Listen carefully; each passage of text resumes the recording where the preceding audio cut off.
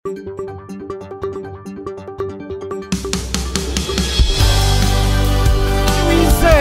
urabona ubwiza bw'Imana, ubwiza bw'Imana bukugira special.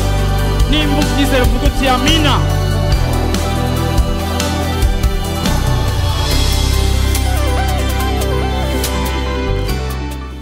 Amen. Haleluya. No munsi ndashaka kuvuga kuri rino jambo, mpagaze kuri ino nkuru, nshaka kuvugana n'umuntu ari hano hantu, ariko nshaka kuvuga gato. Kenshi iyo turiko turavuga Goliath canke iyo tuvuga ikigatanya, ico tuba turiko turashaka kuvuga, bamwe mu bo twigana muri classe ya 4 niyo chapitre tugira twinjiremwo, aho ikigatanya tukigereranya n'ico kintu cose mu buzima bwawe caje kigafata ikibanza kininiya cane, kandi kikaba ari kibazo ubiravye uko kimeze kiba kibazo kikurusha inkomezi. Abari bene ico kibazo ubona gifise uburemerezi ku buzima bwawe, ku rugezo wumva ko rimwe na rimwe umenga urarengewe. Hariho bene ivyo bibazo usanga tuvugira mu buzima biturengera, tukumva umwanya wose hari ibintu bikikwibutsa, umwanya wose niyo wasamaye canke waryohewe gatoya cacimviro kiragaruka ugasubira kwibuka ya ngorane. Hari n'igihe usanga niyo uryohewe uri mu wundi mwanya kumva cacimviro kiraje, urasuye kwibuka ca kintu ubuze, urashoboye kwibuka ya ngorane ufise, urasuye kwibuka ca kibazo. Ni ca kintu kiturengera, ni ca kintu wumva umenga kigize imibereho yawe, ntushobora kumara isaha utacimviriyeko. Hari igihe kiba gifise ishusho y'ingwara, hari igihe kiba gifise ishusho y'ubukene, hari igihe kiba gifise ishusho y'ideni riri mu buzima bwawe, hari igihe kiba gifise ishusho y'ingwara y'umukunzi canke umwana, hari igihe kiba gifise ishusho y'imibereho yawe ya misi yose, aho wumva iki kintu ntushobora kumara umwanya utaciyumviriyeko, kihari nk'uko umenga nico kugutwara umunezero wawe. Ico nico nita ikigatanya, ico nico nita Goliath. Goliath yari muri Israeli yabateye, uko twasomye Bibiliya ivuga ngo yaragenda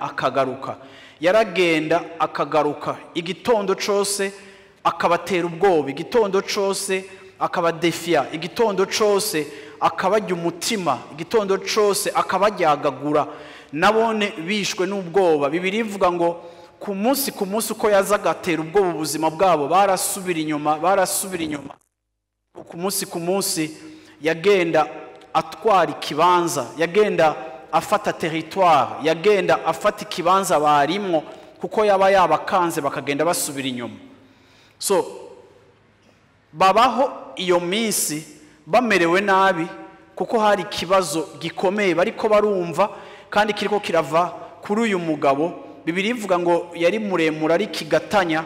Bibiliya iranavuga ngo akomoka mu miryango y'abanaki, bari abantu b'aba géant, washobora gusanga bafise amametero menshi y'uburebure n'ubuniniya.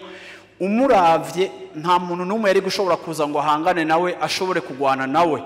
Nico catuma igihe cose abajya umutima, igihe cose abakanga, igihe cose agarutsika, bazindutse mu gatondo bakora udukorwa twabo two kwitunganya mu buzima, two kwiteza imbere. Ariko igihe cose Goliath agasubira akavuga ati ninde ari ngaha yoza akangwanya, kandi natanaboneka mugiye kuba abaja bacu, tugiye kubategeka, tugiye kubatwara ivyanyu vyose, kiretse muronse umuntu yoza akangwanya. Ndashaka kuvuga rero ngo hari igihe mu buzima bwawe wisanga, ndiko ndavugisha bene uyo muntu ashobora kuba ari muri yika iri particulier, aho wisanga hari ikintu gifise ugwamo rwinshi mu buzima bwawe, kikugwanya, kikuremereye. Uvyuka mu gatondo umutima usimba ucibutse, ugiye kuryama ku mugoroba uracibuka, niyo uri mu bantu bagatera inkuru bagatwenga, ukamara umwanya munini uriko uratwenga, uzamufise iciyumviro kije ngo nawe uratwenga. nawe uriko uratwenga mu bandi, ugaca ufunga amenyo yawe ukayafunika, kuko tellement uhejeje kwibutswa yuko wewe utari mu gitigiri c'abantu bakwiye gutwenga. Wazana ngaha nkuko mu rusengero tugahimbaza, kwaza mumvise umengana akajwi kaho karasifra kakakubwira ati aha nawe uriko urahimbaza Imana, reka abandi baririmbe shabe Imana yahezagiye, wewe banza wiyicarire, ahubwo sinzi n'ingene watonza aha hantu. ni bene ico kintu kinakuza ko rimwe na rimwe ukumva uti mbega je maze ikintu ko nja no mu nzu y'Imana nkaja gusenga reka niryamire nakari vyanje kuravyumva kubera iki kuko ndiko navuga ngo Goliath niyo mpwemu iza ikagupfuka nico kintu kiza kiketufa ibintu byose kikinjira muri atmosphere yawe yose ukumva ntushobora gutambuka ico kintu utacumvise. Dawidi tusoma hano hantu niwe nshaka gushimikira ko kugira ngo nkuremo ivyigwa uno munsi muri kino gitondo nshaka yuko duhagararako kugira ngo bidufashe gutahura yuko ntidukwiye kwemera kandi ntidukwiye kureka ngo ubuzima bwacu Satani adutware ikintu kidasanzwe Imana yaduhaye ikintu citwa umunezero. Yesu ashimwe cyane. Haleluya. So rero icambere navuze Goliath nico kintu kigira. Iyo turiko tukiga ibigatanya turavuga ngo mu bice byose byo mu isi hariho ibigatanya. Hariho ibintu biganza ahantu canke bitegeka ahantu ugasanga ni kibazo canke n'ingeso mbi canke n'ingorane ishobora kuba muri societe kanaka, ishobora kuba mu muryango kanaka, ishobora kuba mu gace kanaka ko mu isi, ugasanga ivyo bintu vyarabaye ibintu bimeze nk'ibigufuri bituma abantu muri ako gace canke bituma abantu muri ubwo buzima umenga ntibashobora kuvyikurako, ariko vyamara ibintu umenga bigomba kudetermina ubuzima bwawe aho bugarukira naho budashika, ukamenga Satani biciye mu masituation adukikuje yaragushingiye akarimbi k'ahantu wowe ubuzima bwawe budashobora kurengana, ugasanga ikintu cyose kimeze nk'indirimbo kiri mu mibereho y'abantu. Uku niko Goliath muri Israeli yariko aramera. Ikigira kabiri muri introduction nshaka kuvuga ko Goliath ni ikintu canke ni bene ico kibazo gihagarara hagati yica Imana yagusezeraniye n'ubuzima bwawe bwa kahise. Waraba muri kahise Israeli Imana yari yahaye amasezerano, Imana yari yarabagiriye neza, Imana yari yarabakuye mu buja, ariko Goliath danku araje agarutse mu buzima bwabo asubiye kubibutsa yuko agira bashire mu buja, ni nk'uko ariko abasubiza mu buzima Imana yabahayemo intsinzi. Aragaruka arababwira ati ntaho muzoja, ntaco muzovamwo, tugiye kubategeka, tugiye kubaganza. Bari bafitaniye isezerano Imana yabahaye, ariko mu mwanya muto amajambo mabi Goliath azaka kubarira, amajambo mabi uri kurabwirwa na situation ubu uri kuracamwo, ayo majambo mabi canke diagnostic canke analyse ugira kuri situation yawe, ukabona umenga ikweretse yuko umenga ntaho uvuye ntaho uroye, kuko asanga ejo warahimbaje intsinzi Imana yaguhaye, ukabona umenga ejo nta ntsinzi hari, ukabona umenga ejo hawe hameze nabi. Ni ukuvuga ngo Goliath aja hagati y'ivy'Imana yakoze n'ivy'Imana yiteze kudukorera, akadutera gutakaza ivyizigiro, ukumva nta vyizigiro vyejo ufise, ukumva umenga ejo hawe si heza, ukumva umenga ubuzima bwawe ejo nta kizobuvamwo, ukumva uratakaje ivyizigiro. Iyo maze umwanya wumviriza icimviro umwansi ariko arazana mu buzima bwawe akoresheje situation actuelle, akoresheje ivyo uri kuracamo n'ivyo uri kurahura navyo. Bwana sifiwe sana. Rero ntibiba vyoroshe iyo uri kurabona ikintu kikubwira ko ejo hawe atari heza, iyo uri kurabona ikintu kikumvisha yuko umenga ivyejo vyawe si vyiza nk'uko wavyibaza, umenga ni inkuru ihejeje kugwa, umenga ni inkuru ihejeje kugushikira ikwereka yuko umenga ibintu birahindutse, na vya bindi wari witeze birahindutse, uravyumva ukumva utakaje ivyizigiro vyejo hawe. Ico nico twita Goliath. Nico kintu kiza mu buzima bwawe, ico arico cose canke yaba umuntu canke caba ikintu, ariko kikagutuma utakaza ivyizigiro vyejo hawe, kikagutuma wumva atacizera ufise kukunge n'ivyawe bizogenda ejo, kumva atakwemera kukihari mu mutima wawe yuko ejo hawe hashobora kuba hari ibintu vyiza. Yesu ashimwe cyane. Ndashaka uyu munsi vy'ukuri kugusaba wishire muri iki kibanza c'inkuru twasomye, wishire mu kibanza ca Dawidi. Kenshi Satani aratwiba iyo ijambo ry'Imana turiko turaryumviriza, rimwe na rimwe tukavyumva nk'inkuru ariko ntitubishire mu kibanza cacu kugira ngo twirabe iciri ijambo uyu munsi risobanura kuri wewe. Rirashobora kuba rifise abo riraba, ariko rirashobora kuba rifise n'abandi kumbure ritaraba, kubera ibyo nza kuvuga, ariko kandi ndashaka wiyumvire ku kungena ubuzima bwawe bumeze. Nikihe kintu kiguhagaze hejuru ku murango no ku mugoroba? Nikihe kintu kiguza ko kenshi kigutwara umunezero, kigutwara ivyizigiro, kigutera gukekeranya, kigutera kwitega ibintu bibi bizokubako, kikuvana mu gitigiri c'abantu bafise ico biteze Imana ishobora gukorera ubuzima bwabo? Aha anya dusomye tubona uko iyi minsi byagenze, kugeza umunsi hashitse uyu mwana w'umusore Israeli imaze iyi minsi imerewe gutya, hashika umuadolescent, hashika umwana akiri muto cyane. Uyu mwana akiri muto arashika muri ico kibanza, ashika we watari umusirikare, ashika we wata formation y'igisirikare yaronse, ashika wewe atari no mu gitigiri c'abantu bari karifiye kuba mu gisirikare ca Israeli. Ariko ashitse aho hantu yumva ibi bintu biriko biraba. Bwana sifuwe sana. Yumva ibintu biriko birakoreka. Niko twasomye ku murongo wa 26 ngo Dawidi arabaza abo bantu ngo mbega ni giki umwami azokorera umuntu azokwica uwo Mufilisitiya? Mbega umwami azokorera iki uzokura agakengegwe kuri Israeli?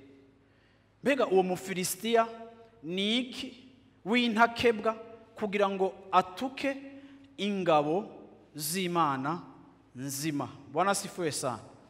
Uyu mugabo ni iki kugira ngo atuke ingabo z'Imana nzima? Dawidi igihe yashika ku rugamba, ico yabonye ubwa mbere, uretse ko yumvise ibitutsi vy'umuntu ariko aratuka ubwoko bw'Imana, uretse ko yabonye agakengegwe kari kwihanga ry'Imana, uretse ko yabonye umuntu amaze igihe ashinyagurira ubwoko bw'Imana, agaya abantu b'Imana, Bibiliya ivuga ngo Dawidi arabaza ngo mbega umwami azokorera iki umuntu yodukurako canke yokura kuri Israeli akagakengegwe? Aravuga ngo iyo ntakebwa ni iki?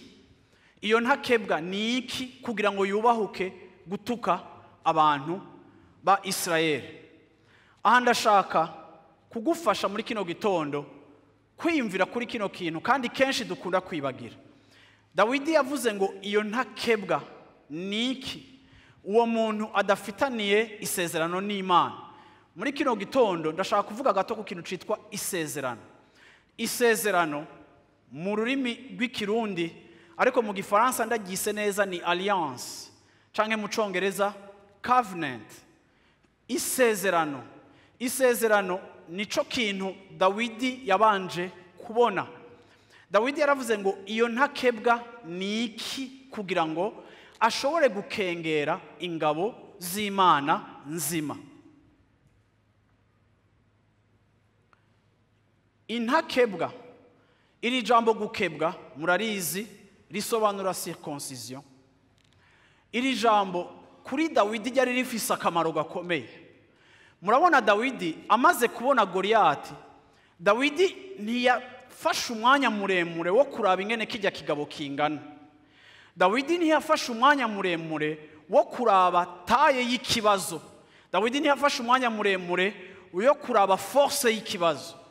Dawidi meditation yiwe canke observation yiwe ntiyahagaze ku bushobozi bw'umwanzi, ariko Dawidi observation canke meditation yiwe canke ukurimbura kwiwe kwahagaze ku isezerano. Isezerano, isezerano, isezerano. Dawidi igihe abandi bamaze iminsi 40 basubira inyuma babona Goliath bagira ubwoba, bamuraba amaboko yiwe, baraba uburebure bwiwe, baraba icumu ryiwe, baraba ubugangi bwiwe, bakabibona bikabatera kumererwa nabi no gutakaza terrain. Dawidi wewe ashitse yashize amaso kwisezerano. Vuga uti isezerano. Haleluya. Isezerano. Subira muti isezerano. Isezerano Dawidi niryo yashize kwa amaso, avuga ngo uyu ni intakebwa. Ndashaka gusubiramo inyuma ku batabizi. Imana yari yaragiranye isezerano n'Abisirayeli kuva mu gihe ca Mose, igihe ca Yosuwa. Imana ishiraho isezerano yuko igiranye isezerano na Isirayeli kandi ikimenyamenya cyangwa ikimenyetso c'isezerano nk'uko iyo abantu bagize mariage bafise ikimenyetso c'isezerano igihe bambikana alliance cyangwa bambikana ibindi bivanye n'imico bavamwo. Imana yari yarasezeranye yuko mu Bisirayeli umwisirayeli wese azovuka w'umuhungu bazomukeba, bazomukorera circoncision. Iyi circoncision cyangwa kugukebwa cari ikimenyetso c'isezerano ry'Imana na Isirayeli.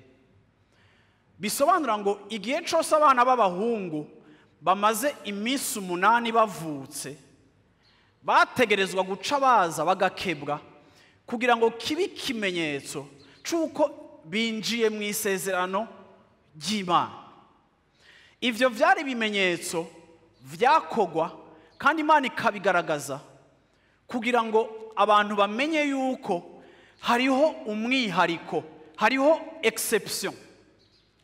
Iyo umukobwa yacaguwe n'umuhungu akamwambika alliance, iryo sezerano canke iyo engagement y'umuhungu ibihejeje kwerekana yuko mu bandi bakobwa bose uyu ari exceptionnel, uyu niwe nahisemo, niwe nacaguye. Hakabaho isezerano muri lien ya mariage. Nuko na Isirayeli n'ihanga ry'Imana, Imana yashizeho yuko habaho ikimenyetso c'isezerano bagakebwa kugira ngo bimenyekane ko ari ubwoko bw'Imana, bimenyekane ko ari ihanga ry'Imana, bimenyekane ko ari abantu b'Imana, bagakebwa kandi bakavyitwararika ku munsi kugihe uko bavyara ku munsi w'8 abana b'abahungu bakabazana bakabakeba. Ariko igihe Dawidi yaza ku rugamba yararavye Goliath, asanga Goliath ntarahura na docteur.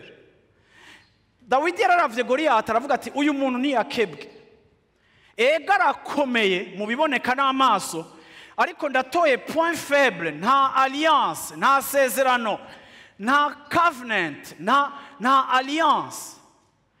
Rero naho akomeye ariko kuko adafise isezerano ndamubona ari faible, kuko natwebwe nubwo ariko aratugwanya ntidukomeye kuko dukomeye physiquement, ariko dukomejwe n'isezerano twagiranye n'Imana. Iryo sezerano niryo dusangamo garanti ya victoire mu ntambara zacu zose. Yesu ashimwe cyane, Yesu ashimwe cyane. Subiramo iri jambo uti ntidukomeye mu biboneka, ariko kubw'isezerano twarakomejwe. Rero Dawidi ntiyidefinisa afatiye kubiboneka nk'uko tubibona mu Bikorinto ba kabiri igice ca 4. Murashobora kunsomera Bikorinto ba kabiri igice ca 4 ku murongo wa 20 something hari epfo. 2 Corinthiens. Versets. Ya nyuma je pense. Niyo ya nyuma. Chapitre 4 verset ya nyuma. Nico gituma tutihebura. Ariko naho umuntu wacu wo kurukoba ariko arabora, umuntu wacu w'imbere yamahinduka musha uko bukeye. Kuko amarushwa yacu awahutse yakanya kanone yiyongereranije cyane kudushikiriza ubwiza buremereye bw'ibihe bidashira. Natwe ntituraba kubiboneka. Ariko ndashaka mwese musubire muri ijambo uti natwe ntituraba kubiboneka. Namwe muvuge ngo ariko turaba kubitaboneka. Kuko ibiboneka ari ivy'igihe gito, ariko ibitaboneka bikaba ivy'ibihe bidashira. Haleluya. Ndashaka kubona kino gitondo abantu bataraba kubiboneka. Murakoze kutabesha, muri bake. Ariko natwe ntituraba kubiboneka kuko ibiboneka ari ivy'igihe gitoya, ariko turaba kubitaboneka kuko ibitaboneka ari ivy'ibihe bidashira. Aha Paulo agerageza kwerekana igituma twebwe abizera turi different n'abandi. Turafise amaso, turabantu, ariko iyo turiko turaraba mu buzima bwacu, iyo turiko turevaluwa situation yacu, iyo turiko turiga kuri situation zacu, iyo turiko turihweza ubuzima bwacu, ntidushira amaso yacu, ntidushira affection canke attention yacu ku bintu biboneka, ariko amaso yacu tuyashira ku bitaboneka, kuko ibitaboneka byo bifise ububasha bw'ibihe bidashira. Igihe Dawidi yashika ku rugamba, ntiyaravye Goliath uko angana nk'uko bagenzi biwe bariko barabikora, ariko Dawidi ashitse ku rugamba yaravye Goliath arabona ati ego uyu mugabo n'umugangi, ego ingorane yanje irakomeye, ego ishomaje irandembeje, ego imenasi irakomeye, ego iki kintu kimpagaze imbere kirakomeye, ego inkuru bampaye irakomeye, ego iki kintu kiri imbere yanje kirakomeye, ego iyi ngwara iri imbere yanje irakomeye, ego iki kintu kirakomeye, ariko ndahagaritse gushira amaso ku kiboneka, ariko ngira nshira amaso ku kitaboneka, kandi ico kitaboneka naco ne citwa isezerano. Ntushobora kubaho mu buzima bwawe ubaho ugendeshwa n'ivyo ubona gusa, n'ivyo urabisha amaso, kuko ivyo turabisha amaso n'ivyo tubona birashobora kuduha amakuru mabi, birashobora kuduca intege, birashobora kwica imisi yacu, birashobora kudutwara umunezero, birashobora kudutuma twumva ataciza kiri imbere, birashobora kudutuma twihebura, kuko ivyo turiko turabona birafise amadone biriko biraduha. Ariko Paulo avuga ngo ariko tweho ntituraba kubiboneka, ariko tweho ntidushira amaso yacu, ntitwubakira ubuzima bwacu kubiboneka, ariko twubakira ubuzima bwacu kubitaboneka. Iyi uno munsi niyo faiblesse yacu nka eglise, kuko iyo abantu barushiriza kudakura mu kumenya Imana n'ubusabane bwabo bw'Imana, bashishikara abantu bubakira ubuzima bwabo kuvyo babona, kuvyo bashobora kudemontra, kuvyo bashobora gusobanura. Ariko igihe tubona yuko ijambo ry'Imana ritwigisha yuko ubuzima bwacu burafise ibindi bintu bitugize, ivyo navyone iyo utabikonsidera urashobora kubaho nk'umuntu w'umutindi kandi warahezagiwe n'Imana. Bwana asifiwe sana. Yesu ashimwe cyane. Haleluya. Yesu ashimwe cyane. No guha amasegonde makeya ngo wiyumvire, no kubaza ngo ubuzima bwawe ububona gute, wisobanura gute, ubona ejo hawe hasa gute, ubona ibikurindiriye bisa gute, ubona umerewe gute. Uko ubibona bihagaze n'ingene ukubona kwawe kubakitse. Dawidi yashitse atazi kugwana, Dawidi yashitse hari abantu bazi kugwana, ariko bariko baraperdre territoire, bariko baratakaza ubushobozi, bariko baratakaza influence, bariko baratakaza ikibanza. Ariko we icaje kimugira igitandukanye ni ingene we wabona ibintu. Uyu munsi muri kino gitondo ndagomba kukubwirira ijambo, kandi ndasenga Imana mwimfashe muri kino gitondo hagira umuntu aza kuva muri kino kibanza yahinduye ingene abona ibintu. Yesu ashimwe cyane. Yesu ashimwe cyane. Yesu ashimwe cyane. Haleluya. Reka mvuge uku kuntu mpagaze kuri iri jambo alliance, canke mpagaze kuri iki kintu kijanye n'isezerano. Uwo mpumutaka Israeli yose yari mu isezerano, bari muri alliance, bari mu isezerano n'Imana. Bibiliya itwereka iki kintu, ndashaka ngire definition gatoya.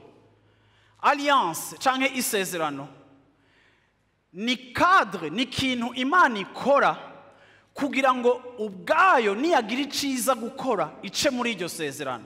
Ndagomba kubivuga gato mu Gifaransa. Alliance canke alliance, isezerano, mécanisme officiel par lequel il passe pour exécuter ses plans.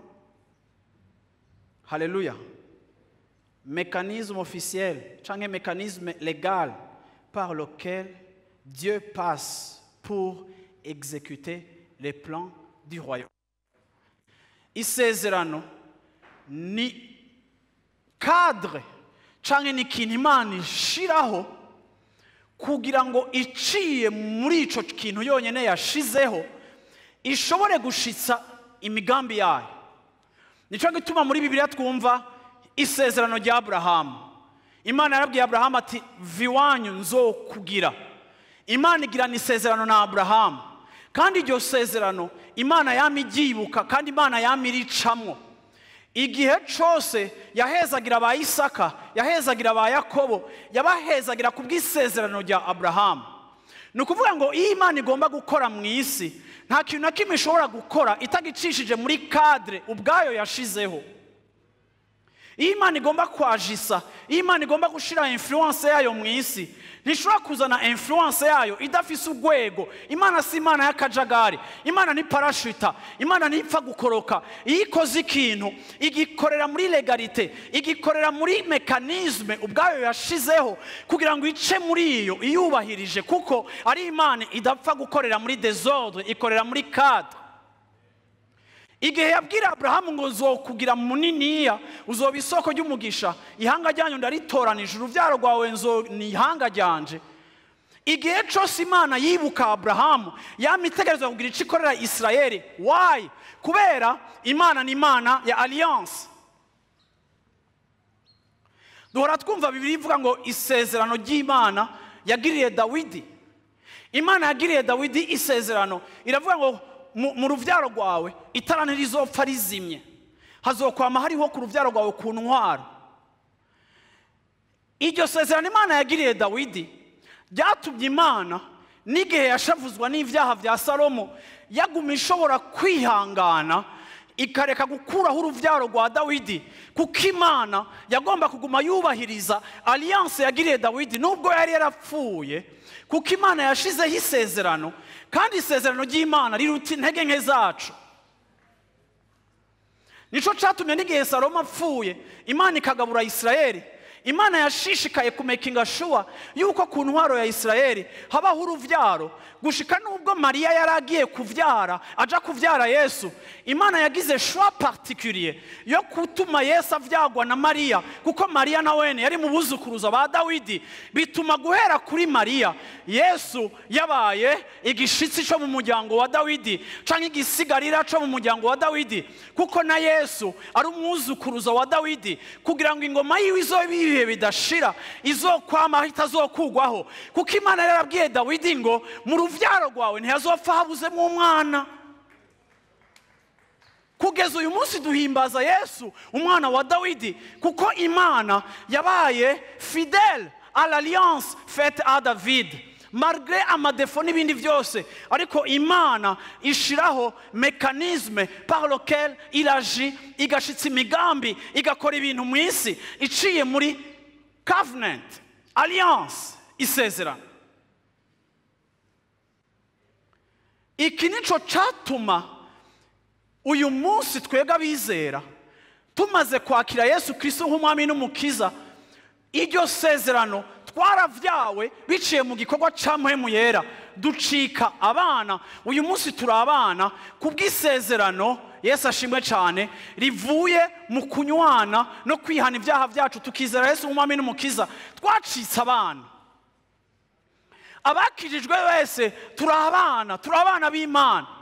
Ntibihagaze ku byo dushoboye, ntibihagaze ku bwizigirwa bwacu, ariko bihagaze ku kwatura kw'akanwa kacu, haleluya, no kwizera ko mu mutima wacu, no kwikonforma ku cyo yakoze, twagizwe abana. Ibi biduha possibilité yo koopera, biduha uburenganzira bwo kugira icyo dukoze, biduha uburenganzira bwo kuvuga mu izina rya Yesu, biduha uburenganzira bwo kwirukana abadayimoni, biduha uburenganzira bwo gusengera indwara, biduha uburenganzira bwo kuvuga, haleluya, biduha uburenganzira bwo kugira uko tubayeho, kuko turi muri alliance. Igikomeye si inyifato cyane yanje nawe, ariko igikomeye ni isezerano. Muriko muranyumva shengero ry'Imana? Muriko muranyumva? Kirazira yuko wibagira kufise isezerano n'Imana. Abakristo benshi Satani araparvena kudushira ahantu twibagira. Sorry.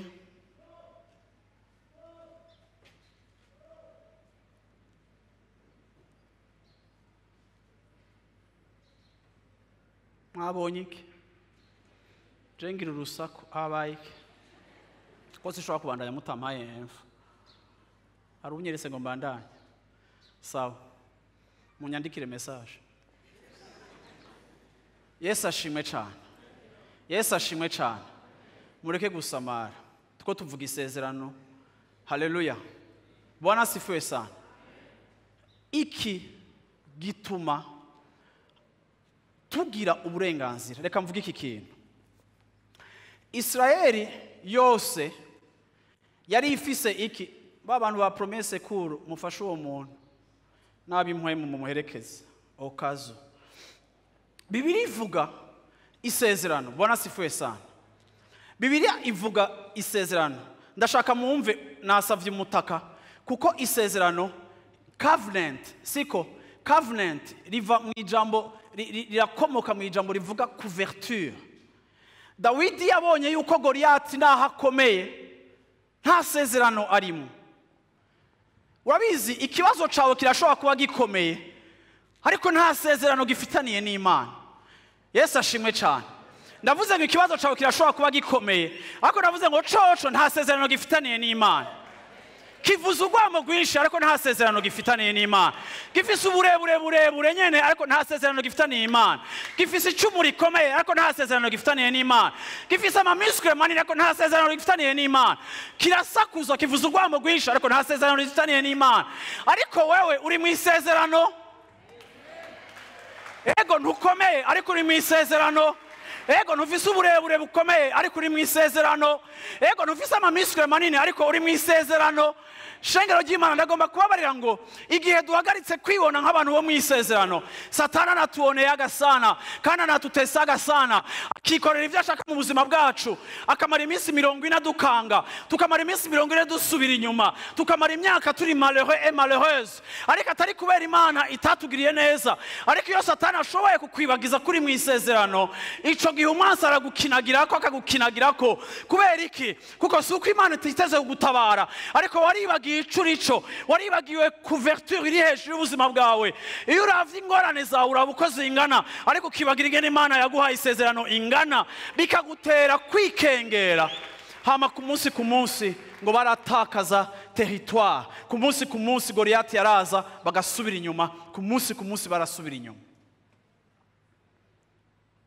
Ndababaza bari mu isezerano. Nababaje bari mu isezerano. Bari mu isezerano. Muri sûr. Yo bari examen yo kwinjira mu ijuru wo kwandika ko uri sûr ko bari mu isezerano. Winaniwe ntiwinjira. Bari mu isezerano.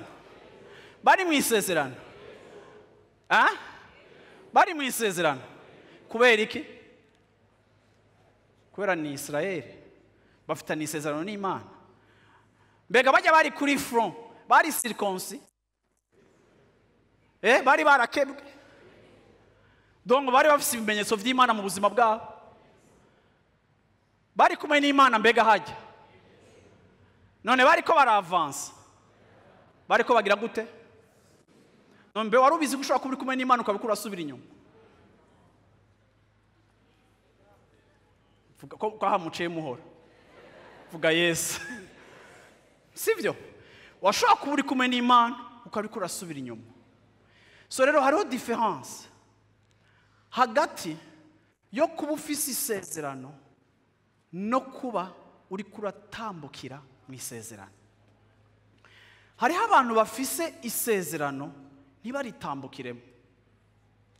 Washobora kuba uri marié légalement muri mairie canke muri commune, ukaba uri marié ariko ukaba utabanye n'umugore wawe, ubanye n'abagore. Est-ce que nturi umuntu marié? Yes. Est-ce que ntiwambaye alliance? Yes. Ariko uriko uratambukira mu isezerano? No. Ishengero hari igihe dusa nk'abagore marié ariko bari muri relation n'abandi bagabo atari Kristo. Ico kigutuma iyo vyakomeye uribuka isezerano ukarira, ariko mu yundi mwanya ukibagira yuko uti ubuzima bwawe butariko buratambukira mu isezerano. Kuri uyu munsi muri gitondo ndashaka kuvuga icari co gutambukira mu isezerano. Yesu ashimwe cyane. Israeli bari kuri front, bari bafitaniye isezerano n'Imana, ariko bari bameze nk'abantu bafise umutaka mu gihe c'imvura ya Goliath, ariko bakaba bafise umutaka wugaye. Mbega umuntu afise umutaka abahiriwe mu gihe c'imvura? None atawuguruye aguma ahiriwe iyo imvura yaguye? No. Kubera iki? Kuko umutaka mu mvura ntacu umaze igihe umutaka atari couverture. Ntaco maze kuba twarakurikiye Imana, ariko kandi tukaba dufise isezerano, ariko iri sezerano dufitaniye n'Imana tutariko turaritambukiramwo, atari ryo rigize ubuzima bwacu. Nta kabuza imvura iragwa ya Goliath tugatakaza igihe cose, tukaba effrayé igihe cose, atari kubera tutari dufise umutaka, ariko ari kubera ico dufise cyane gisanzwe kudukuvra, kikaduproteja imvura, ntaco twigeze dukoresha. Nico gituma Dawidi igihe yashika kuri uru rugamba atabanje kuraba ku kindi kintu cyaco cose, ariko Dawidi yipojeje question en terme legal. Mbega ujya muntu ariko aradutuka arafise isezerano? Ujya muntu ariko aradutuka hari ico yavugaye n'Imana? Mbega abafilisitiya hari ico bavugaye n'Imana? None uyu mugabo ni iki yubahuka gutuka ingabo z'Imana isumba vyose? Uyu mugabo ni iki yubahuka gutuka ihanga rifitaniye isezerano n'Imana? Ariko abibaza abandi basirikare bari kuri front, ariko abibaza abandi bagenzi biwe nabone bafise imitaka, ariko juste bafise imitaka yugaye, bariko baranyagirwa, bariko bavuga ngo reka shanga uyu mugabo ngo ngene kingana, ngo ngene kire, ngo raba rya fero, raba kijya kintu nibiki. Kubera iki? Kuko bari mu isezerano batariko baratambukiramwo. No musi muri kino gitondo agomba kuvuga ngo ugomba kwiyalinya muri position ya alliance ufitaniye n'Imana. Ugomba gutambukira munsi y'isezerano wagiranye n'Imana. Ugomba kumenya ngo mbega mu buzima bwanje bwa minsi yose ndavaloriza, je suis conscient ou consciente que je suis une fille canke un homme muri alliance. Iyo mu gatondo, iyo ugiye ibiciro bikaduga, iyo ku kazi babagabanije kubera crise financière bakagabanya amasalaire, iyo mu buzima bwa minsi yose umwana wawe umuriro umufashe, iyo umwana wawe yinjiye muri hôpital, iyo habaye danger mu nzu yawe, iyo haje ikibazo mu buzima bwawe, kenshi iyo ikibazo kije, ikintu ca mbere Satani abanza kutwereka, abanza gushira amaso yacu ku bunini bw'ikibazo cacu. Ariko umeze nka Dawidi, igihe bakweretse ubunini bw'ikibazo, ntuhakana iyo evaluation, ntuhakana iyo diagnostic, ariko urasubira kandi ukibuka ngo ndi mu isezerano. Ndi mu isezerano. Iri sezerano na Kristo si ryo kwibuka muri louange na adoration ya dimanche, si ryo kwibuka iyo twaje mu rusengero tukibwa ko turi ab'Imana. Iri sezerano ni ryo kwibuka igihe cyose mu byo turiko turacamwo, uri kurahangana na échec, uri kurahangana n'ikibazo cyo mu rugo rwawe, ukibuka ngo ibyo ari byo byose naho Satani yateye urugo rwanje. I am under a covenant. I am under biryoshe mu Congereza, I am covered. Nitunyagigwa naho Satani atontoma, naho avuza urwamo rwinshi, umviriza ntarakebwa kandi nta sezerano yafitaniye n'Imana, kandi kubw'ivyo nahakomeka nahambaye tuzomujya bwa butsima. Kuniko Dawidi yavuze. Yesu ashimwe cyane. Vuga uti isezerano, vuga uti isezerano, vuga uti isezerano. Iyo mbayeho n'umukristo bagira yuko hari isezerano, igihe niko ndagwana n'ikibazo cyaje cyo cyose ncika malheureux, kuko ikinkuvra kandi kimpa garanti si ubuhinga bwanje n'ubushobozi bwanje, si n'inkomezi zanje, ko murazi ko ari ibisirikare byangaje ingwana ariko bikavayo bitayinesheje. Amerika yahora muri Afghanistan mazeyo 22 ans, ivuyeyo umwansi ari renforce kuko imusigiye n'ibigwanisho atashobora kugura muri budget yiwe. Urashobora kwangaje intambara ukomeye ntuyineshe, ariko kandi ngana kubika ikintu kimwe, ukunesha kwacu ni guhagaze ku nkomezi zacu, ariko ukunesha kwacu guhagaze ku nkomezi Imana ifise nico yadusezeraniye, hama kikadukuvra. Vuga uti cover. Haleluya, haleluya, haleluya. Yesu ashimwe cyane. mwotangura kurabira ubuzima bwanyu munsi ya couverture. Uyu munsi mwese mwotaha munezerewe, kandi mwotaha muhinduye imvugo mufise ku buzima bwanyu, kandi mwotaha muhinduye ingene mwibona. Kubera iki? Kuko igihe cyose Satani twibagije yuko we are covered, then mvuge nko muri New York, uvirize, igihe cyose wibagiye ko ufutswe, wifata nk'umuntu adafutswe.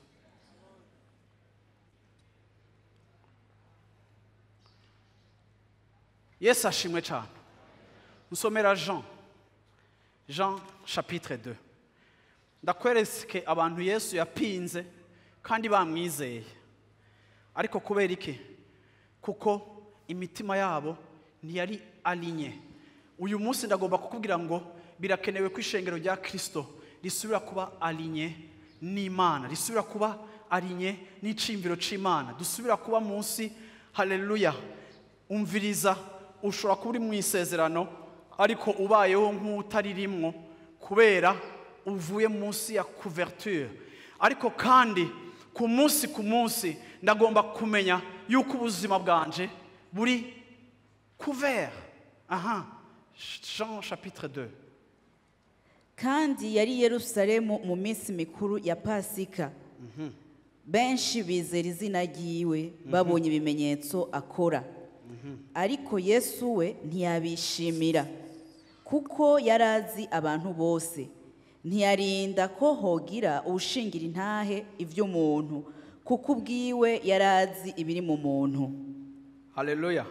Amen. Bibiliya ivuga ngo aba bantu barizeye izina ryiwe babonye ibitangaza, ariko ngo Yesu ntiyabizera kuko yari abazi. Baramwizeye, ariko Yesu yarumva yuko uko abatahura n'uko abazi n'uko abasesa, ubuzima bwabo butari alinye, ubuzima bwabo butari mu murongo w'ico abitezeko. Ngenda kubwire ngo ubuzima bwacu bugizwe n'urubuga rw'intambara. Ubuzima bwacu twama turiko turagira ibitugwanya, ubuzima bwacu twama dufise ibiriko biratugwanya.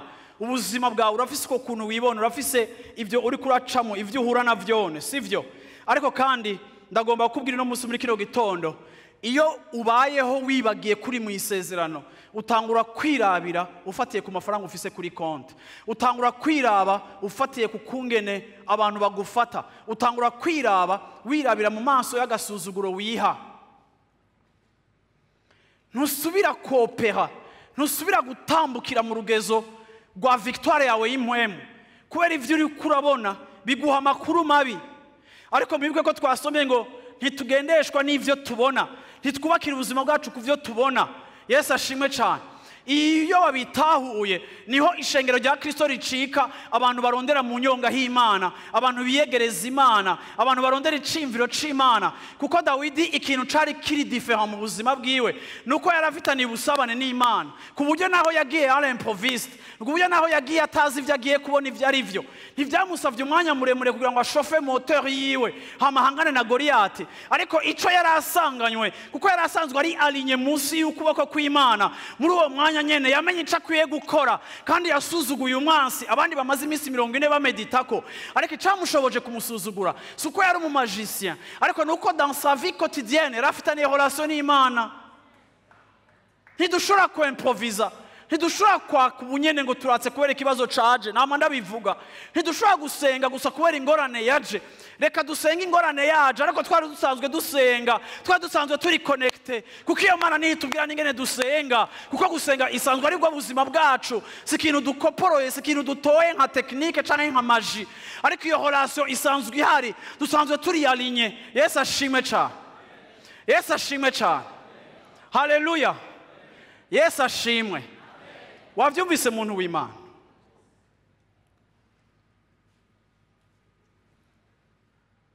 Iyo uri alinye munsi ya couverture y'Imana, urahindura ingene ubona ibintu.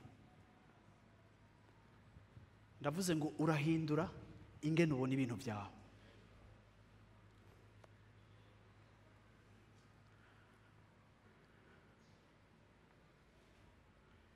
Ngo tuvuye gusenga nande? ngo tuvuye muri life center ugaca ugenda ugaca ugwana ngo umuntu yagusanga ku isoko uri kuradandaza ngo bimeze gute kana bimeze ngo tuko turagwanasha tuko turagwana ibintu bimeze nayo badugije amataxe ibara riraguye turahwereye turapfuye ahubwo ngiye tugiye twese kugara umukiriya akaza akanegosia ngo ngabanya nkura kuri 15,000 ushiye kuri 12,000 ngo yashambure ngo turapfuye ngo twori kigego ngo ibara ryaguye ngo turapfuye ubwo muvuga ngo turapfuye hama wacuza ngaha anya muri live center dimanche yes agendera mu bushobozi natwe tugendana nawe tan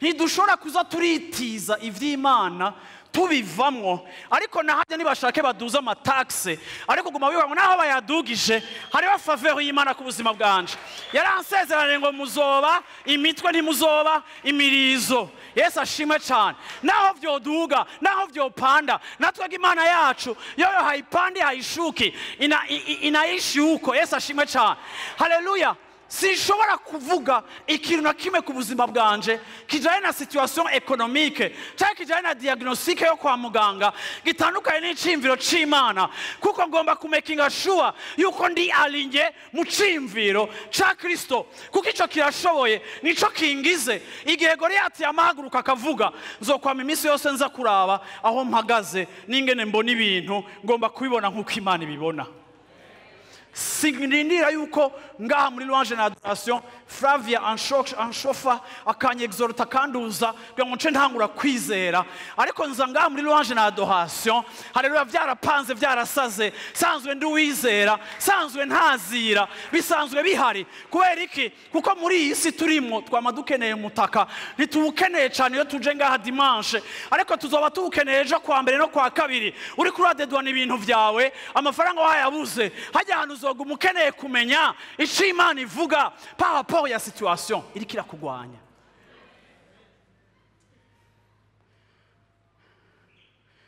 wakana kanje ngo nakajuju vraiment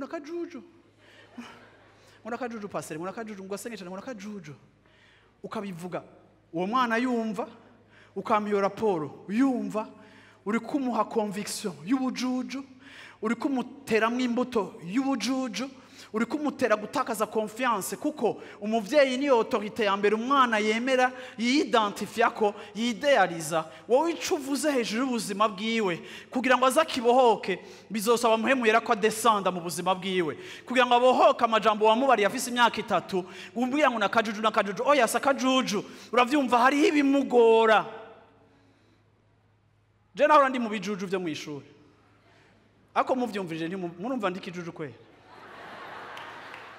none urazi umwanya byamfashe bwa je nemere ko ntari kijuju kugira bimvemo na Yesu yarakoze kwe kubera iki kuko hari umuntu akubwira ikintu ukacemera ariko kandi bibiri bivuga ngo ni mwavuga muvuge nk'abavugishwa niwe nashaka no kubera ngo nsengera umwana wawe avyumva avuga uti hari ibimugora kuko ntitugomba kurabira ubuzima bwacu mu ma challenges atubangamiye tugomba kurabira ubuzima bwacu muri alliance shengero ry'Imana Yesu ashimwe haleluya ninde ari karanyumva no munsi muri kino gitondo ku buryo naho noheza uwo uvuga uti vraiment je navyumvise Yesu ashimwe cyane haleluya iki nico gituma Dawidi kuri rujya rugamba il était différent kuko yabona ibintu autrement umviriza ico bibiri ivuga kuri mwe mwakijijwe Matayo 16:19 havuga ngo iki no musi mushwaro zaheze ngaho imbere mu papier mushwaro Matthieu 16:19 havuga ngo iki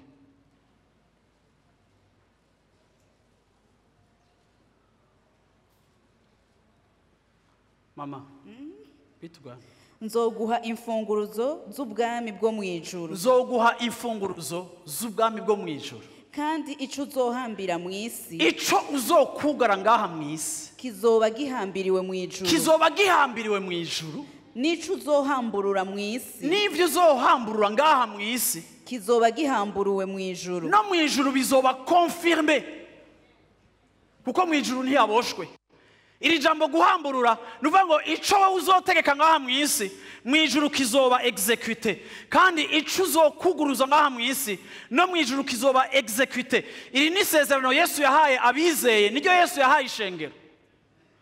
Ariko iyo twicaye turi abakristo tuko turavuga ngo shanga kugira ngo Satani arakomeye, ari abakristo zamo bicaye bari ahantu bago shanga nabo batubesha, Satani arakomeye. Satani arakomeye. Ego sindabihariye ko akomeye. Ariko sishaka kumedita ku nkomezi ziwe. Umviriza, sishaka kurama amataye yiwe. Sinibaza ko Dawidi yagiye aravuga ngo Goliath hindukira ndabinyuma ndabibisusu canke ngere gutenda bamamiswe rero ngaha canke ngwirapa. Ntiherakeneye kumwiyumvira kuko yahejeje kumwanaliza. Nuri muri covenant, nta alliance afise. Point. Sinkeneye kumedita ku bushobozi bw'umwansi. Sinkeneye ko salon yanje ibiri kiravuga ibyo Satani yakoze ngo ngo nanuze ngo raja mu kuzimu ngo nanuze ngo bamuroze ngo burya burozi burakomeye ngo mvu muri Tanzania amasaro yacu agacika uburozi. Umviriza birivuga ngo ubwoba bukurikirana n'igihano. Kirazira kwishengero ricika amplificateur ya Goliath. Kirazira kwishengero ricika instrument yo kwamplifia amajwi n'ibikorwa bibi vya wa mwansi. Ariko ishengero rigomba gushira habona no kwamplifia ubushobozi cijambo ry'Imana rivuga. Aho rivuga ngo ico muzokugaza ngaha no mwijuru kizoba cugajwe, kandi ico muzohamburura ngaha no mwijuru kizohamburwa. Peu importe icarico, peu importe ukuntu kingana, ariko nimba kiri hanze y'ubugombe bw'Imana, warahawe autorité yo gushingura karimbi k'umwansi, yo gushiraho ibintu bishasha, yo guplanta ibintu bishasha, yo kuzana ubwami bw'Imana ngaha mu isi no mu muryango wawe. Nico gituma wowe nturi amplificateur, wowe nturi haut-parleur y'ibikorwa vya Goliath, ariko wowe uri haut-parleur y'ibikorwa vy'Imana mwagiranye isezerano, kandi yo onya ibihe byose irashoboye. Haleluya, haleluya. Dawidi ntiyigeze afata umwanya muremure wo kuvuga ngo Goliath bavukana nabande. Oya, Dawidi yagumye avuga ngo mbega uwo mwica umwami yo muhike, uwo mwica umwami yo muhike. Yashishikaye kumedita kuri recompense, yashishikaye kumedita kuri recompense, yashishikaye kurimbura ku gahembo, yashishikaye gushira amaso yiwe ku vy'Imana iza gukora, yashishikaye gushira amaso yiwe kuri louange na adoration. Izoba n'igikorane kizoba organisé cha overflow, cha louange na adoration, cha guhimbaza Imana nyuma y'urupfu rwa Goliath. Yashishikaye kubona celebration iri after the death of this man, this God. Nabyo nivyo yari karimvira ko, nivyo yari kararaba. Mbega igikorane tuzogira kizoba kimeze igihe umwansi w'Imana azoba yaneshejwe. Mbega tuzoca twiyubaka gute? Yashishikaye gushira amaso kuri recompense kurusha gushira amaso kuri problème. Muriko muranyumva shengero ry'Imana? Haleluya, haleluya, haleluya. Barizo mwichano tufise problème iyi. Nizera yuko aza kugwira kuno munsi atani mwafise. Haleluya, haleluya, haleluya, haleluya, haleluya, haleluya. Ariko reka ndabaca intege. Siko baramejeje kuvuga ibi muca muhindura ingene mubona.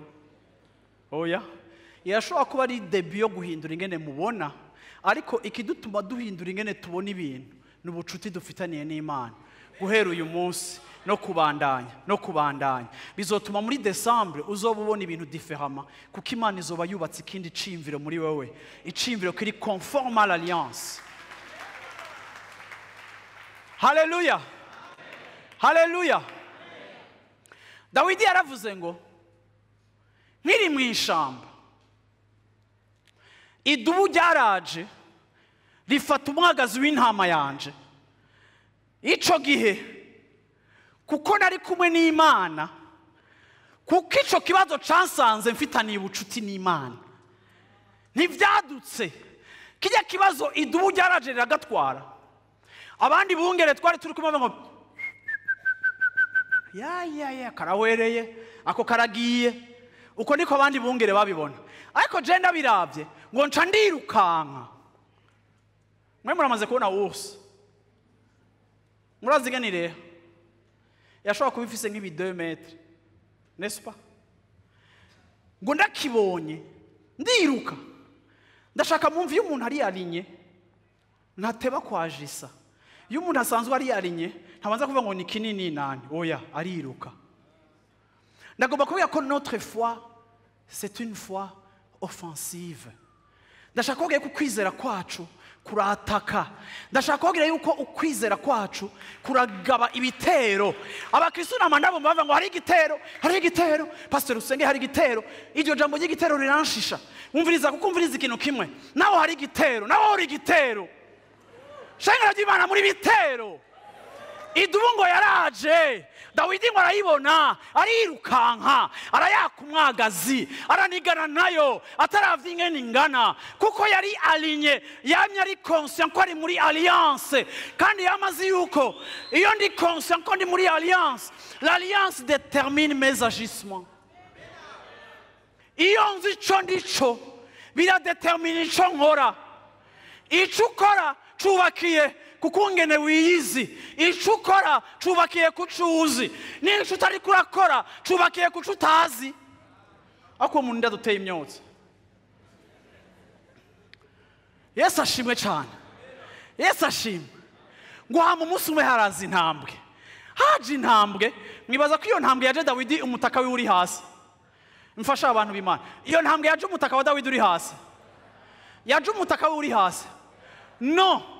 Ariko kuko iyo ntambwe yaje, hama Dawidi akaba atari umunyedini, ariko ariyandikira Psalm 85, ariko ariyandikira Psalm 23, uhoraho n'umwungere wanje sinzokena, ariko ariyumvira kuko ngene uhoraho amuproteja. Abona intambwe iraje atwaye umwagazi wiwe, ari muri meditation y'umwungere, ishakorera intama, nawe n'intama yiwe iragiye, kuko ari muri meditation y'Imana iri, aragenda n'ijya ntambwe, aragenda kwaga umwagazi, arawurekupera. Kubera iki? Kuko narinda hari abantu barabinja amasengesho ngo dufate umwanya wo kwiyeza, ngo duterera karimbi dusenze neno imewaka leo moto wakati wa Bwana. Reka dusabe frere Jacqueline, ni frere soit kadusabe frere nuzenya fiston adusengere. Mana turasenze, Mana turasenze utweze, Mana uduhumanure tuva mu isi yanduye, duhanagure Mana tweze. Umwanya w'ukwezi uraheze, amaprotokole maremare, procedure zirezire, kuko wiyeza mu masengesho kusanzwe utejejwe, kuko nibezwa mu masengesho. Ariko abantu bari yarinye munsi y'ukuboko kw'Imana barejejwe ntibezwa kubera binjiye mu gikorane, ntibaca bugufi kubera binjiye mu gikorane, ntibasenga kubera binjiye ngaha agishikana ngo hasi guca bigenda, ntibiva aho turi. Ariko niko biri, turejejwe no mu modoka, ndavuga mu ndimi, nahe niko biri, kubera iyo niyo realite. Kubera ikishengero ry'Imana turi abantu bari alinye already, igihe cyose, every time turi alinye munsi y'icimviro c'Imana. Ayo masengesho yo kwezwa y'idini aragahera mu izina rya Yesu Kristo. Abizera bagomba kumenya ngo naho ukora guma wejejwe, no mu biro byawe wejejwe. Ukwezwa ni mu kibanza, ukwezwa ni Être. Haleluya, idupozisiona muri alliance kugira ngo mugisha ico cyose Imana ishobore kugira communion, Imana ishobore kurungika ugutabagwa kwayo ku bantu iciye mu ishengero ryayo. Kuko igihe cyose turi prêt, kuko turazi yuko Imana ikorera mu bantu kugira ngo ikore. Nta gihe na kimwe cyo muri Bibiliya Imana yakoze ikintu ngaha mu isi idaciye mu muntu. Mose, Imana yamubwiye ngo genda imbere y'ikiyaga gitukura, duza inkoni yawe, abantu batangure kujabuka. Israeli ntiyatanguye kujabuka, Mose ntiyadugije inkoni. Imana yamaze gukora igitangaza. Ariko kuko Imana ari Imana ya alliance, ni Imana ya covenant, yagomba gutabara ubwoko bwayo. Ariko yari ikeneye umuntu, umupartenaire umwe. Mose, duza inkoni yawe, kuko muri uko kumvira kwawe nanje ngiye kudeversa volonté yanje, kuko ndi Imana ikorera mu muntu, ndi Imana icisha umugambi wayo ku muntu, ndi Imana inyura mu muntu kugira ngo nshitse umugambi wayo. Ariko ndakeneye umuntu ahaguruka, duza inkoni. Mose araduza inkoni, Imana irigura ikiyaga gitukura. Ubundi munsi bagira bajabuke Yorodani, yaratwibukije ejo bundi Arsene, bagira bajabuke Yorodani, cari cuzuye. Imana bavuga ngo nibakijabuke kiguma gitemba gisara.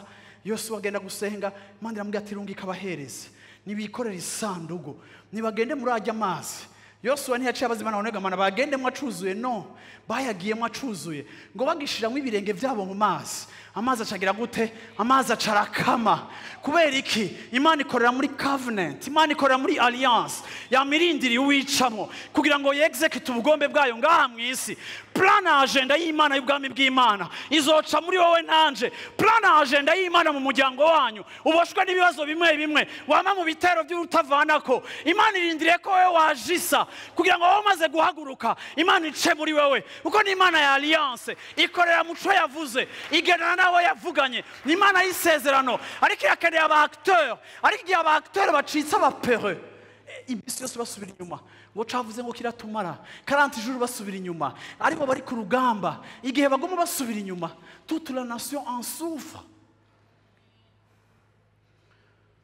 Turiko turatuma Afrika isufra, shengero ryo muri Afrika ry'abizera, turiko turatuma Afrika isufra, kuko twege turi kuri front, twahawe isezerano n'Imana, ariko kuko tutakiri alinye n'icimviro c'Imana, umwansi aratontoma tukahunga.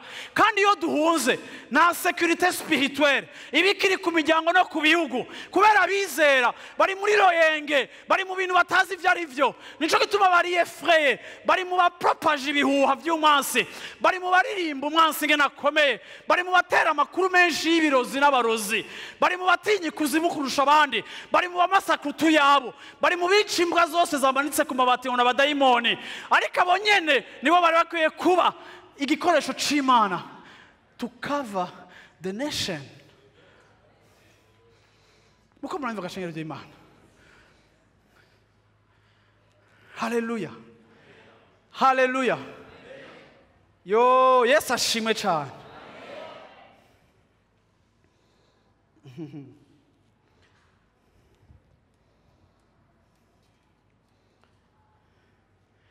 Dawidi ntiyahunze. Bibiri ivuga ngo idubu ryaraje ndiruka, intambwe yaraje ndiruka. Na Goliath Dawidi amaze gutora amabuye yamwirutseko. Mwibaza ko ari Goliath yaje, ni Dawidi yagiye. Kubera iki? Kuko notre foi est une arme offensive.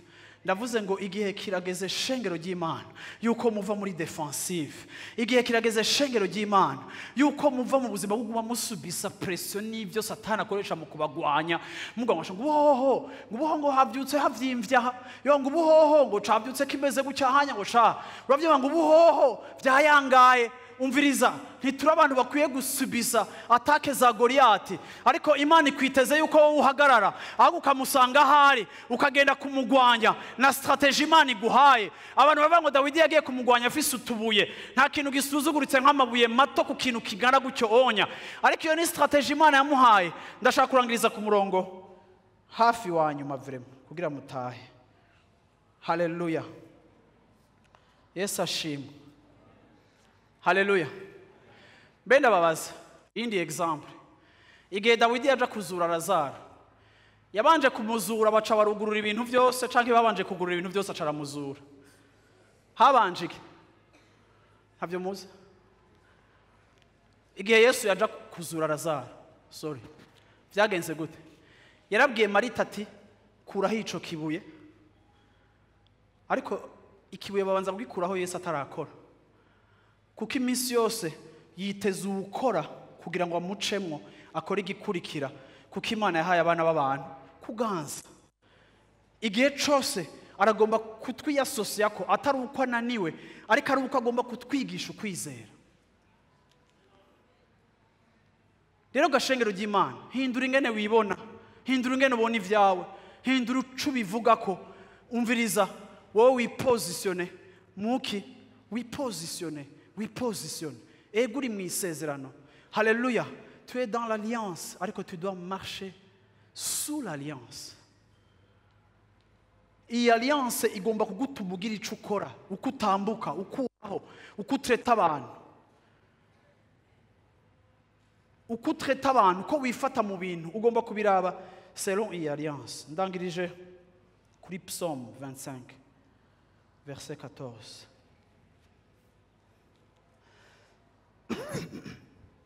Psaume 25, 14. ibanga ry'uhoraho ibanga ry'uhoraho rifiswe n'abamwubaha rifiswe n'abamwubaha azobereka isezerano ryiwe azobehereka isezerano ryiwe. Subiramo iri jambo shengero ry'Imana. Ibanga ry'uhoraho ibanga ry'uhoraho rifiswe n'abamwubaha azobereka isezerano ryiwe azobereka isezerano ryiwe. Ibanga ry'uhoraho rifiswe n'abamwubaha mu gihe gikwiye. Bwira umushana Imana irafise ibanga. En d'autres termes, Imana irafise ibintu itarashira habona. Imana irafise amadetaye atarahabona. Iyo ndi muri situation kanaka uko uravyumva canke nk'abajya abantu bashikiwe n'ikibazo hajya ahantu muri situation kanaka ikintu gishitse hakaba ikintu ntubuzi kigira kibe. Rimwe na rimwe ninge nuza kucifatamo ntubuzi ngene ucifatamo. Iryo ni banga ry'uhoraho. Ashobora kukwinspira ikintu ukorera umuntu ukabura heje kumutabara.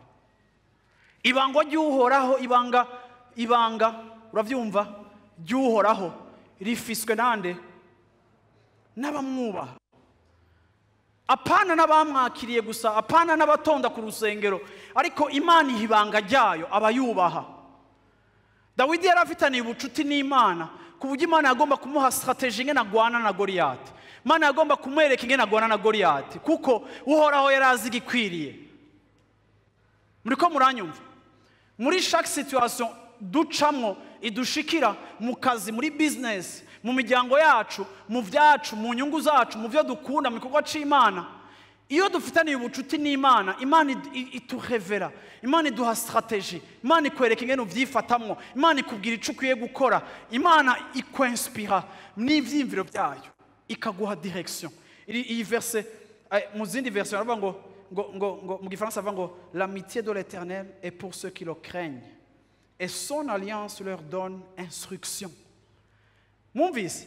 Alliance iduha instruction. Iduha amategeko.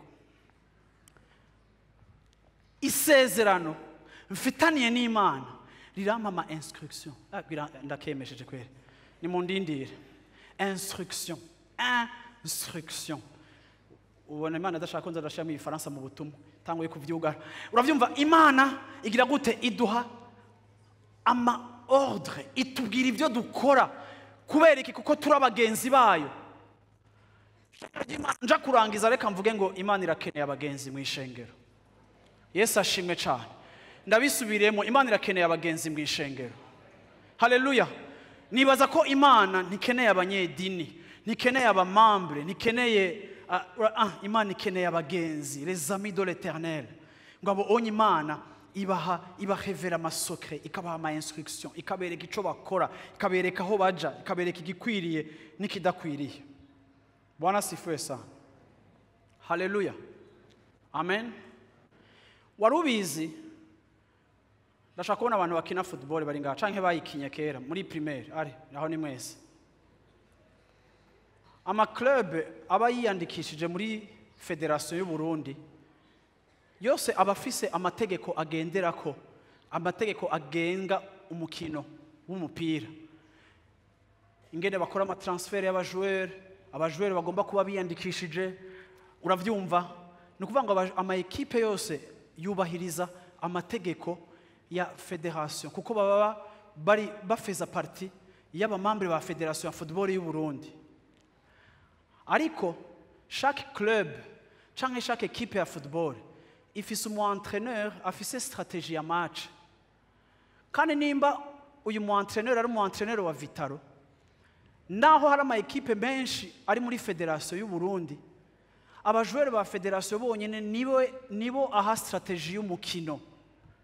Andi ma equipe ntacaza ngo twe turi muri Federation y'u Burundi ngo duhe stratégie, no. Aha stratégie abari muri equipe yiwe ya Vitaro.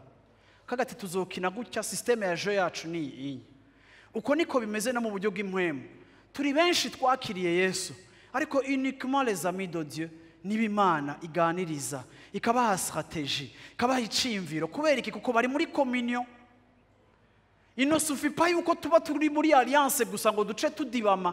Biri important ko tuguma turi aligné munsi ya alliance kugira ngo dushobore gukoronka communication y'ama instruction selon intambara turiko turagwana. Imana ni duha strategy. Nta muntu yokuza igikorwa, nta muntu yokora igikorwa, nta muntu yorera abana bakavamwe ibintu kubera we gusa n'amakapasite yiwe. Ivyo ni bya bindi bizana deception uva ngo niki ntabakoreye. Effectivement nuko wibaje ko wowe byose ubishobora. Ariko iyo ufise Imana nk'umugenzi iraguha strategy ku mwana uwo ari we wese no kucukwiye gukora kandi wayizigira ikaguha ubwenge kuko kenshi dukora ivyo twakorewe ariko hari ivyo utazi ivyo wakorewe wewe warezwe muri Septembre aba bana bariko baregwa muri 2021 frère na sister ni nandi manivo ya revelation nandi manivo ivyo barimo we ntuvyumva wirirwa widoga ariko kwidoga ntibibahindura bararengana ukidoga bakinda ngo hengene ncambaye ngo hengene cicaye ngo hengene kijya mama utakufa umviriza urakeneye kuba inshuti y'Imana kugira ngo Imana iguhe strategy yingene ufashe uwo mwana kuko kumutera imirakwe no kumukipabiliza ça va pas le changer ariko Imana ishobora kuguha revelation Imana iha instruction abagenzi bayo ikaguha strategy ngene ugwana n'ikigatanye cyaco cyose kiri mu buzima bwawe umviriza ndakubwire ngo Imana yacu iravuga Imana yacu irashoboye Imana yacu irakora Yesu ashimwe cyane Yesu ashimwe cyane Yesu ashimwe cyane Yesu ashimwe cyane Yesu ashimwe cyane naho urugo rwawe rwari ruko rurananirana wibuke kuba inshuti y'Imana kugira ngo iyo Mana ikubakire naho umubiri wawe uri kurakunanira nk'umujene wibuke iyo Mana uyegere uyigira umugenzi izoguha strategy izoguha ubwenge izoguha instruction izokubwira ico ukwiye gukora n'ico udakwiye gukora kuko ari Imana ikunda inshuti zayo urenda ndavuze ngo ndarangije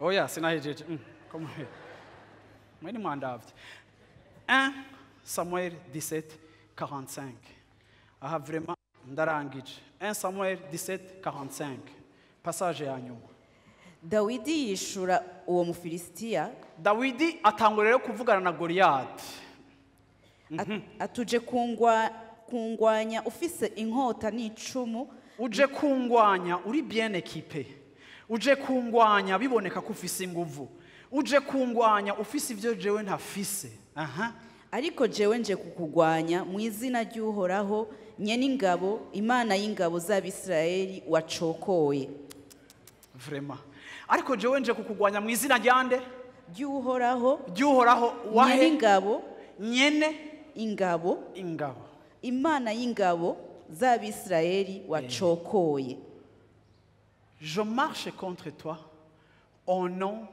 de l'Éternel. Ndashaka musurire muri Bible zanyu non. Hama mwongere musurinye Éternel des armées. Hama wongere usurinye Dieu de l'armée d'Israël. Hallelujah. Amen. Murabizi muri Bibiliya amazina yamye afise ikintu gikomeye. No mu Kirundi bavuga ngo izina niryo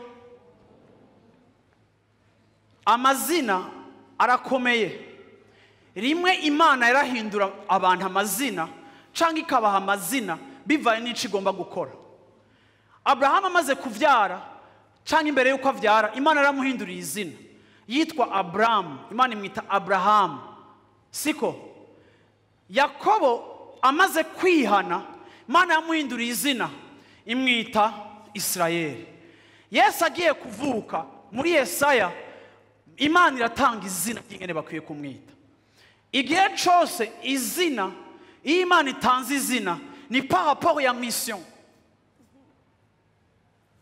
Dawidi aravuze ngo uje kungwanya ufise inkota ufise ibikoresho ariko nanje nje kukugwanya mu izina ryande ry'Uhoraho nyene ingabo Dawidi izina ry'Imana akoresheje si ryarindi Imana yabwira Mose ngo je suis qui je suis. Igihe Imana yabwira Mose ngo je suis qui je suis, ni nk'uko Imana yabwiye Mose ngo ndi Imana mu ma situation yose. Ndi Imana ishobora kuba icyo ari cyo cyose muri situation iyo ari yo yose. Ndagomba kubabwira yuko muri Bibiliya Imana ifise amazina 88. Kenshi turavuga tukavuga make ama Jehova, Shama, Jehova Jire, Shalom. Igihe cyose Imana yihishurira abantu par rapport ya situation barimo ni ukuvuga ngo amazina yose y'Imana ari muri Bibiliya ashaka kuri 85 cyangwa 88, ayo mazina yose y'Imana n'amazina Imana yagiye yihishurira abantu bayo muri situation iri particulière kugira ngo ibigishe icirico kubijanye nayo.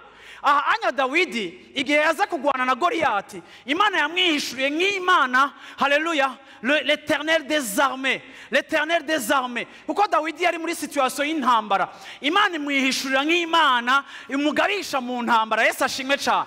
Dawidi yubakwa n'izina ry'Imana, aza kugwana na Goliath, aramubarira ati umviriza introduction. Nubwo abantu bavuga secret y'ukunesha bamaze kunesha, imbere yuko tugwana, imbere yuko ndakwica, ngenda kubwire ingene jewe ndiko ndakugwanya. Wewe waje kungwanya ukoresheje ibigwanishwa, ariko je nje kukugwanya nkoresheje izina ry'Uhoraho nyene ingabo. Uhoraho nyene ingabo, nje kukugwanya mu izina ryiwe, nje kukugwanya mu mavuta y'Imana igwana itaneshwa. Nzanye amavuta, nzanye ihishurirwa, nje kugwana n'iki kibazo mfatiye kuri iki. Nkuko abandi bamwita Shalom cyangwa abandi bakamwita le Dieu qui pourvoit. Igihe Abraham Imana yamuha ikimazi agira yica umwana wiwe, igihe cyose Imana yihishurira abantu bayita izina rishasha. Nawe ndaje kubwira no musi muri kino gitondo, imbere y'ibikugwanya n'ivyo uri kuragwana navyone, ni winjire mu busi y'ubucuti nawe n'Imana, winjire ube aligné, winjire ugendere muri alliance n'Imana. Hama kungwano yose uri kuragwana worazo kwihishurira bivaye n'icarico n'ingene ashobora kugwana intambara yawe. Ariko harageze igihe yuko utangura kumedita ku mazina y'Imana n'ico Imana ishobora, uhagarike kumedita ku bigatanya byo mu buzima bwawe, kubera ivyo onya uko byakabaye byose wora bifitiye amazina yo kubikubita hasi no kubinesha, kubihenura no kubirangiza, maze abantu b'Imana bakabaho baririmba celebration, baririmba kugira neza kw'Imana. Dawidi ahejeje kwica iki gitipe, baciye batanga kumuririmba, Dawidi yarisha abantu, Sawuli yishe 1000, Dawidi yica 10 bal, ni 1000 na 10000. Abagore baratereza ibibazo, abagore batangura kumuririmba, ba mama abandi bibikwembe, oh Dawidi yambaye mutesa nane, bararimba yishe 10000. Ubundi nawe bagaca bakompara Dawidi n'umwami, ngo umwami nawe yica 1000. Umwami amaze kuvyumva ati nivyo batanguye kudeta iratanga ko organize, asigaye aririmbwa mu maradiyo kundusha, problème zica ziratangura. Vuga uti chapitre 2 y'ibibazo, kuko ibibazo uva muri kimwe ikindi kikugurura umuryango, ariko igikomeye ni ikihe? Nuko igihe cyose uhora hadutabara. Yesu ashimwe cyane, Yesu ashimwe cyane, Yesu ashimwe cyane, Yesu ashimwe cyane. Haleluya. Abagore Yesu ashimwe cyane, abamama Yesu ashimwe cyane, Yesu ashimwe cyane. Umviriza ndakubwira ikintu kimwe, couverture. Ishengero rirakeneye kuguma muri couverture, turakeneye kuguma muri alliance. Urongora umuryango wawe uri muri alliance, urongora ibikorwa by'iterambere ryawe uri muri alliance, urera abana bawe uri muri alliance, ukora ico ukora icacu cyose uri muri alliance, ukorera Imana wibuka isezerano. Gumya, zigama, ubahiriza, iyumvire nk'umuntu ari mu isezerano, ntuzopfunyagiwe. Kandi si kubera ufise umutaka abandi imvura yabihera, bo barashobora kunyagirwa, ariko wewe kigutuma utanyagirwa niki kintu wipfutse.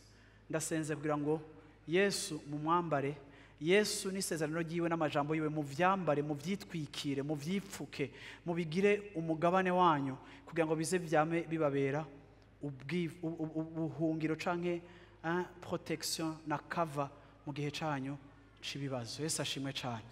Ibisigaye Goliath umutwe wiwe uzocika mu izina rya Yesu Kristo. Haleluya, haleluya.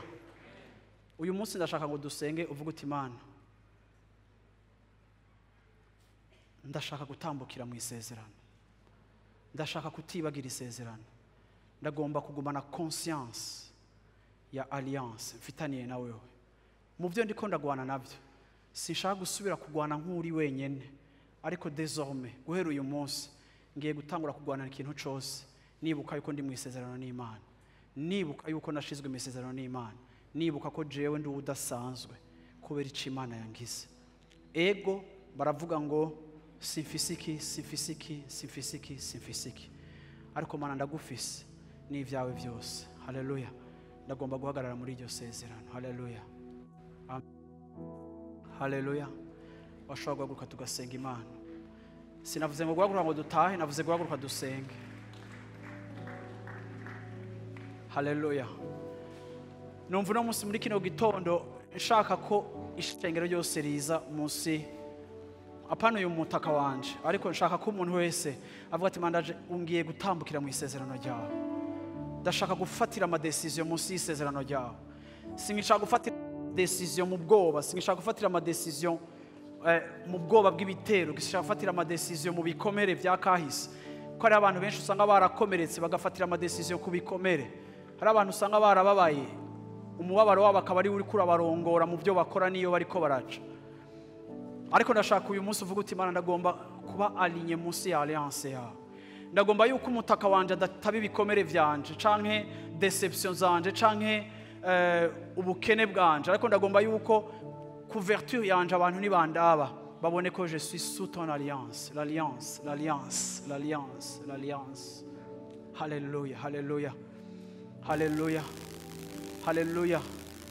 Ni wanaraba ibyo ugiye gusengera mu biko birakugwanya, uvuga uti Goliath uje kungwanya ufise ibigwanisho bikomeye, wangwara wampagurukiye ufise ibigwanisho bikomeye, wa situation wampagurukiye ufise ibigwanisho bikomeye. Ako nanje nje mu izina ry'Uhoraho nye n'ingabo, l'Éternel des armées, l'Éternel des armées. Uhoraho afise ingabo ziwe zishobora kugwanira abantu biwe.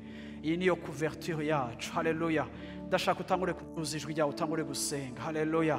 Utangure gusenga. Wowe ndekeje we mvuge gusa, ariko wowe bandanye usenge. Haleluya, haleluya. Nimba uri no ngaha ukaba wowe utaranakizwa, nturinjira no mu isezerano, uze uha ubuzima bwawe Yesu Kristo. Nimba hari umuntu uyu munsi avuga ngo uyu munsi ni umunsi wanje wo kwakira Yesu, uyu ni umunsi wanje wo kwiha Yesu, ndagomba nawe uze ngaha imbere. Wewe turagusengera mu buryo bw'umwihariko. Wowe uvuga uti nopfa sinoja mu ijuru kuko Imana ntayo mfise, nta sezerano mfitaniye n'Imana, sindakira Yesu. Ndagomba wowe uze, tugiye kugusengera. Haleluya. Gihe abandi bariko barasenga na wowe uze. Haleluya, kuko wowe urakeneye kwinjira d'abord mu isezerano n'Imana, urakeneye kwakira Yesu kugira ngo ivyo bigushire mu isezerano, urakeneye kwinjira munsi ya signature y'amaraso ya Yesu kugira ngo winjire muri iri sezerano. Nimba uri ngaho ushaka kwakira Yesu, wiyizire wenyene, uze ngaho imbere aho wicaye, naho wicaye inyuma, naho wicaye, uze kuri uyu munsi muri kino gitondo uvuga uti Yesu ndagomba kuguha ubuzima bwanje. Haleluya. Ndaguhamagaye uze ngaho imbere wewe. Haleluya. Oh haleluya. Mana turagomba kuba mu isezerano ryawe Mana. Mana turagomba kwiyalinya munsi ya alliance yawe. Turagomba Mana yo mu ijuru kuba munsi ya couverture yawe. Turagomba Mana yo mu ijuru. Haleluya. Turagomba Mana yo mu ijuru. Igihe kirekire Goliath yarasemereye mu buzima bwawe, igihe kirekire haleluya ibibazo byarakwefreye, igihe kirekire amajwi y'umwansi yarabaye menshi, igihe kirekire les moyens z'umwansi zarabaye nyinshi.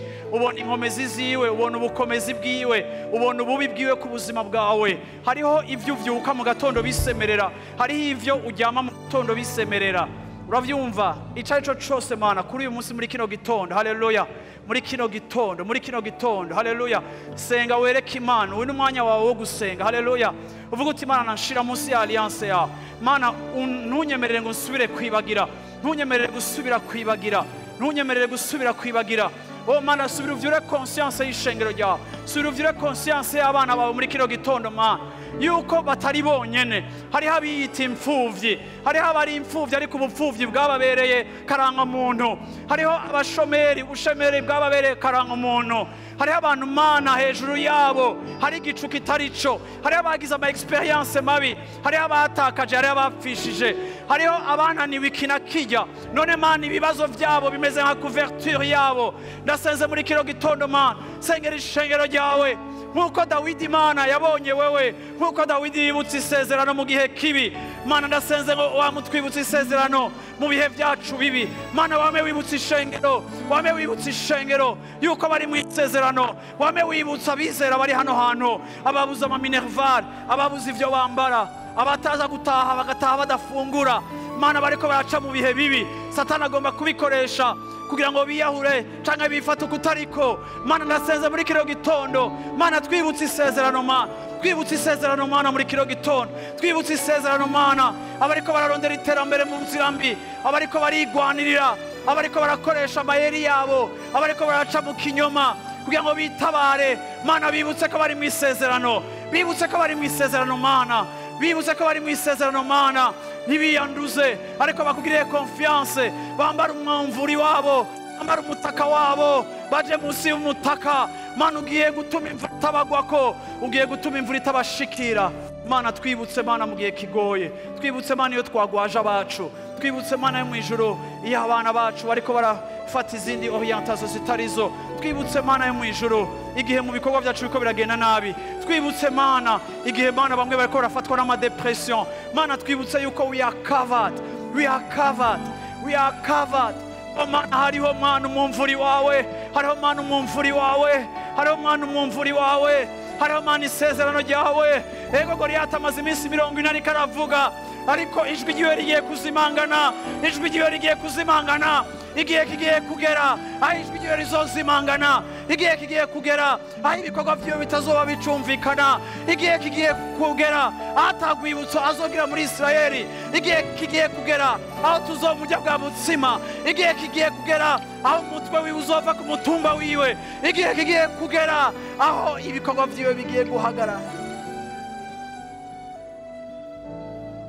Sura muti mwami Yesu, ndashaka amajwi y'abantu b'Imana avuga ati mwami Yesu, muri kino gitondo ndagushimiye yuko wampaye isezerano, waravuze ngo ni mureme naranesheje isi, kandi Yesu iryo jambo waribwiye abizera, ariko igihe carageze ndavyibagira, nifata nk'udafise isezerano, ntangura kuja mu ruhagarara, ntangura kuvyifatamo nabi, kubera nari nteye ubwoba n'ijwi rya Goliath.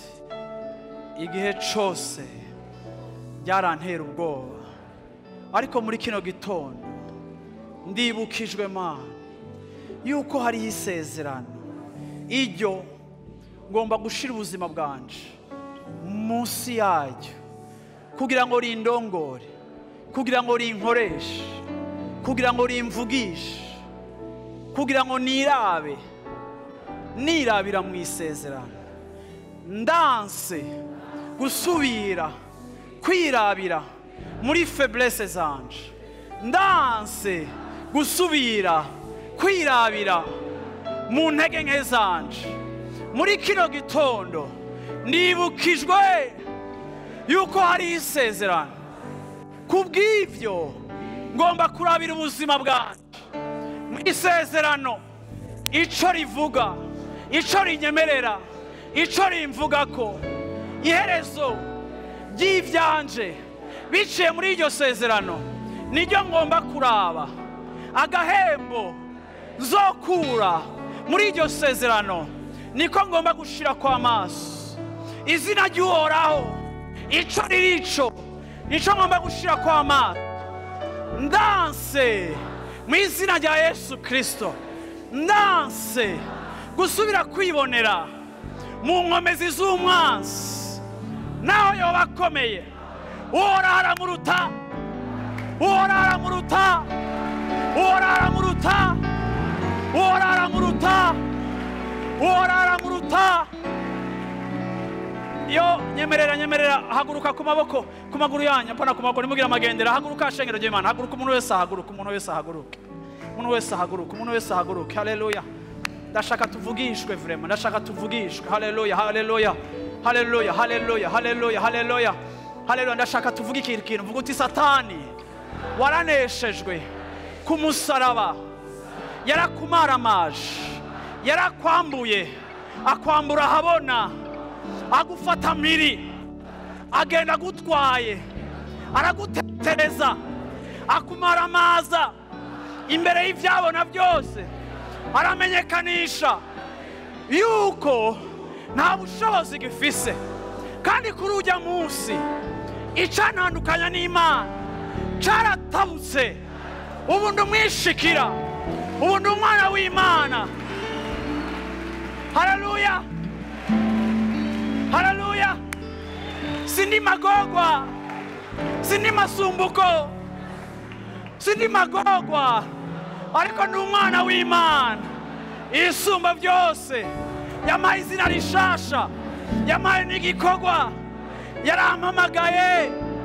Kubw'ivyo Satani n'amajwi yawe yose, ayo mu gatondo, ayo mu ijoro, ndavuze ngo mu izina rya Yesu Kristo, uhoraho, uhoraho, uhoraho yibira akabanga abagenzi biwe, akabaha amategeko, agapanga akarere, akavuga ngo atake umwansi.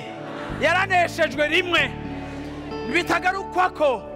Kubw'ivyo turabanesha muri Kristo Yesu. Haleluya, haleluya, haleluya, haleluya, haleluya, haleluya, haleluya.